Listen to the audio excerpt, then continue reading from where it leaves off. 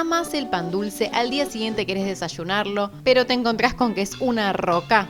Acá te doy estos tips para que no te pase más. Estos consejos van tanto para los pan dulces caseros como comprados, pero vamos con el primer tip.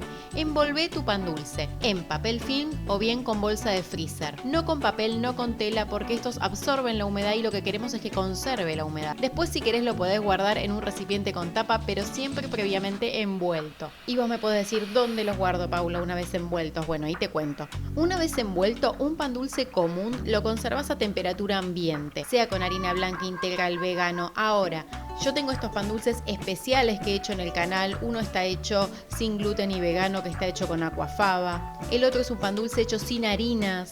En esos casos son pan dulces que de por sí son muy húmedos y a temperatura ambiente se empiezan a poner feos. En ese caso, una vez envueltos, guardalos refrigerados. Tercer tip, si estás por hacer el pan dulce, todavía no lo hiciste, podés utilizar la técnica de Tang Song, que ayuda a que la masa se conserve más esponjosa, o bien agregarle extracto de malta, que lo conseguís en cualquier dietética, casa de repostería. Cuarto tip, cubrilo con algo una vez que hiciste el pan dulce. Chocolate, almíbar. Recordá que en el canal tengo la receta del almíbar sin azúcar. Eso va a ayudar a que la masa se conserve más húmeda, para que no se desgranen, no se rompan, sobre todo los pan dulces saludables, los pan dulces integrales. Trata de utilizar cuchillo, lo que es el cuchillo para pan, que es un cuchillo serrucho y que tiene una punta que es diferente a la de los otros cuchillos. Si no tenés estos cuchillos para cortar pan, no hay ningún problema. Utiliza un cuchillo serrucho común, pero importante que sea con serruchito.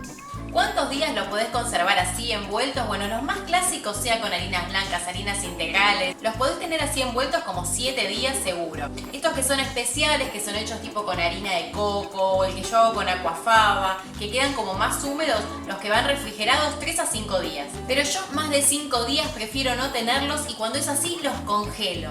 Quedan perfectos al descongelarlos. Seguí mis consejos, te prometo que quedan bien. Dale click a este video y aprende cómo conservar mermeladas por muchos meses.